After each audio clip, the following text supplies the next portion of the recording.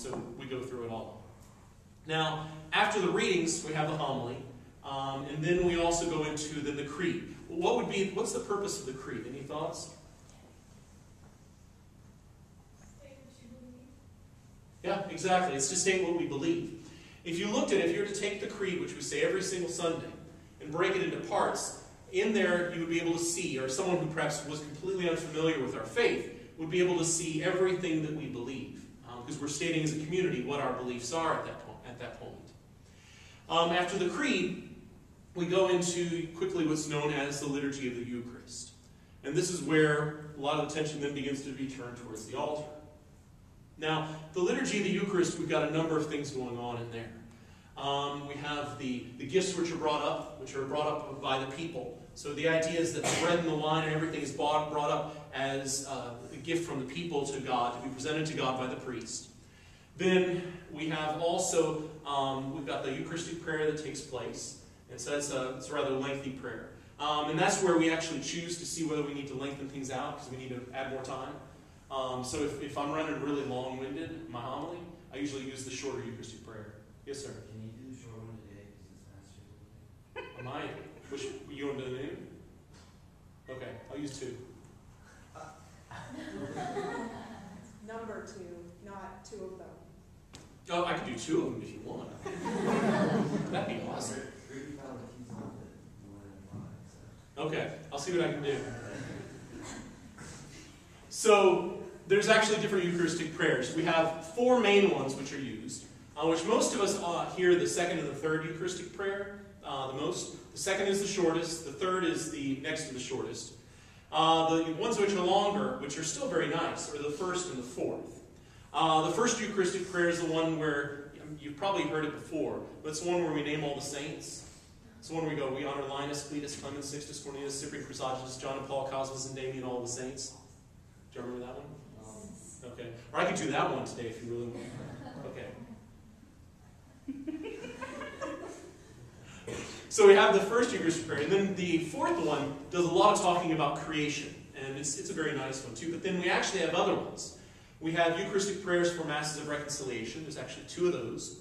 And then we also have ones for children, which are a little bit phrased differently. And then also there's Eucharistic prayers for Masses with various needs and occasions.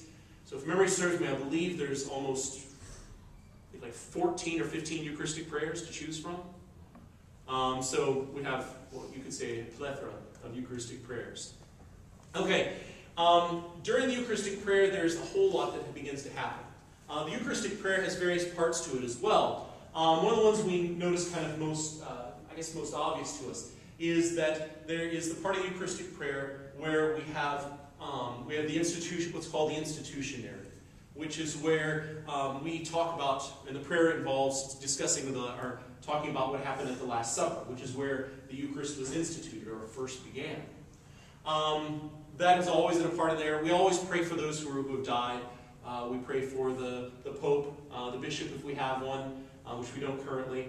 And then we also pray for our needs, and then also for the intercession and the prayers of the saints as well as Mary. And a lot of those things will be put in as a part of the Eucharistic prayer.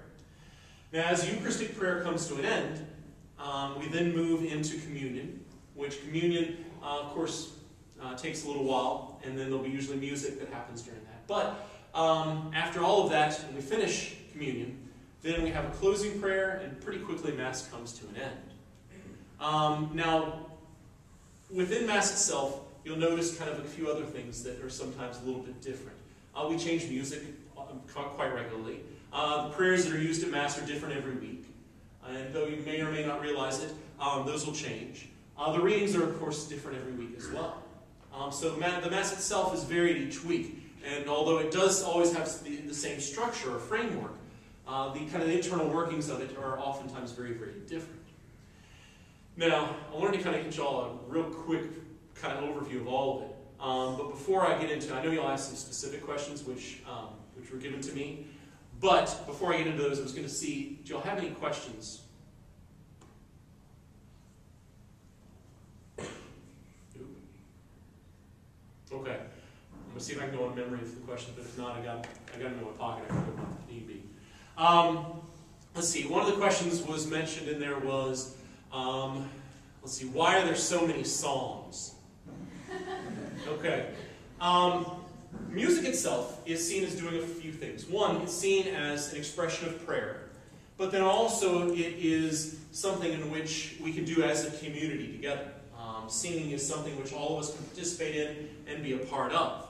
And music can be a part of not only the beginning of Mass and the end of Mass, but can happen during communion. It can happen during other parts as well. Now, do you have to sing, or does there have to be music at all these various parts for Mass to be Mass? No.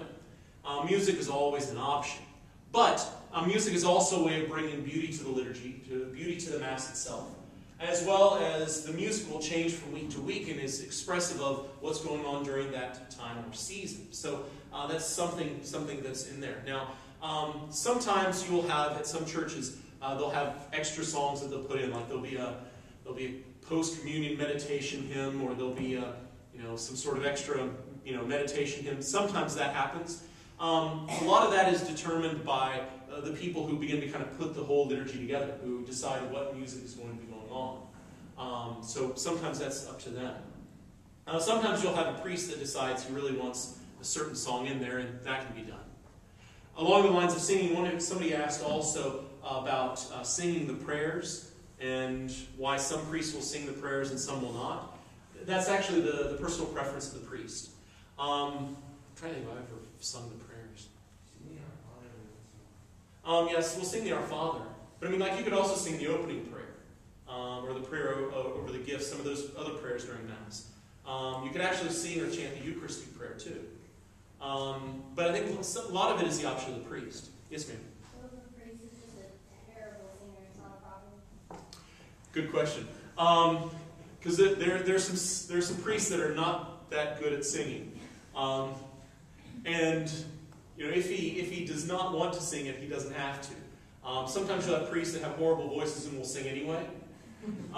We used to have this priest when I was in seminary, and it was everything we could do just to not laugh and fall out of the pew. But okay, I'll do the opening prayer today at Mass. For those of y'all who've heard it, it'll be familiar. But for those of you who have not, it'd be something like, okay, well, the prayer itself says, may your people exult forever, O God, in renewed youthfulness of spirit, so that rejoicing now in the restored glory of our adoption, and he goes on.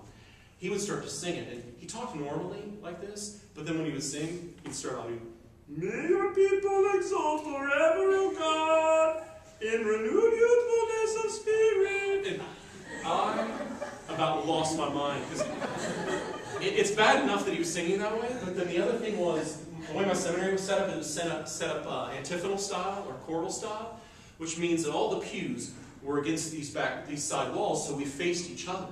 So I'm looking across at the other guys over there, just turning around, and I'm like. Meanwhile, I got Yoda singing up there at the front.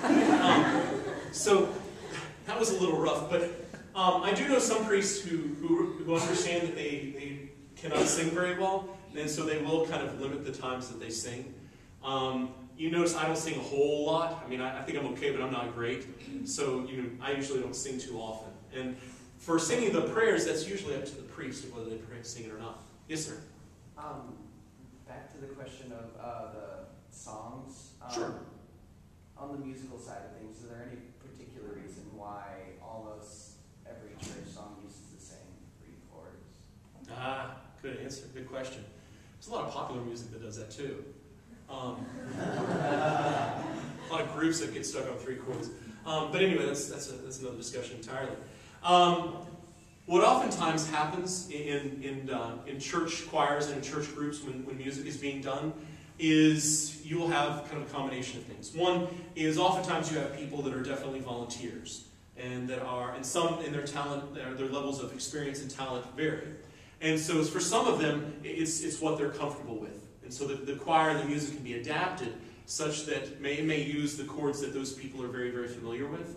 Because sometimes you'll have people with very, very good formal training in music, and then some who cannot read music at all, but have memorized a few chords and can do that. Some of it is that some of the church music is definitely written in chords which they know are easy for people to sing. It's all C, G, A minor.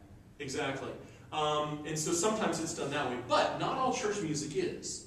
If you go through the book, there's a number of pieces that are a little more challenging, that some churches will actually attempt and some won't, that will use other keys.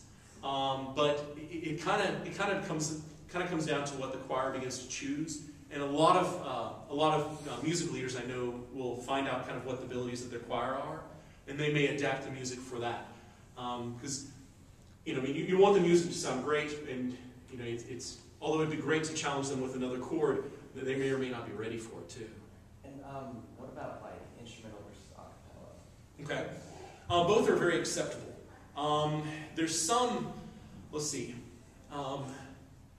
there's some pieces that are always done a cappella. And then a lot of times instrumental is normally used for almost kind of filler.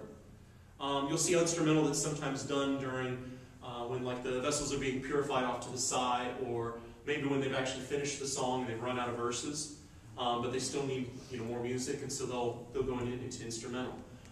So some of that just kind of depends upon the situation, but both are very acceptable. Yes, ma'am. Okay, so I go to other people's churches that aren't Catholic, and they have like actual bands that like play like guitar and drums and stuff like that. So is that okay in a Catholic church? Or we have to have a choir? Actually, that is okay. In fact, there are some churches that will do that. I've been in a number of churches where we had instruments of all kinds up there. Again, it kind of depends upon the people in the community who can do it. Some of the churches I know, because I've got several buddies that are in bands, and some of the churches, some of the other churches that are not Catholic, actually pay their instruments or pay their instrumentalists, and so they'll go out and they'll find the best percussionists, they'll find the best person for this and that, and they'll drop huge amounts of cash on some of these bands. And one of my buddies said, one of the best gigs he did was for what's his face's church down in Houston, Olstein's. Can't remember. Joel. Yeah, I can't remember his name of his church. It's in the old basketball court. Lakewood. There we go. And he said that was a gig that paid a lot of money. He said it was ridiculously easy to play. He said the music was simple. But he said, some places will do that. But yeah, you can have other instruments, and that's perfectly acceptable. Is it just unconventional for a Catholic church? I'm sorry? Is it just unconventional for a Catholic church? It varies, I think, because, for instance, a lot of music which has been written over the years is music that a lot of times was more designed just to be sung a cappella, or to be designed to be sung with an organ. So a lot of the arrangements that have been done over the years didn't include a lot of these instruments. Now, there's a lot of music that still is being written, which actually does include the pieces for the various other instruments, and so there are some that are out there. So, Jenny. Oh, I was just going to say, here at Holy Family, we have had drums, and we have had tambourines, and we've had electric guitars and stuff. Mm-hmm. What we need is the people to actually play those instruments.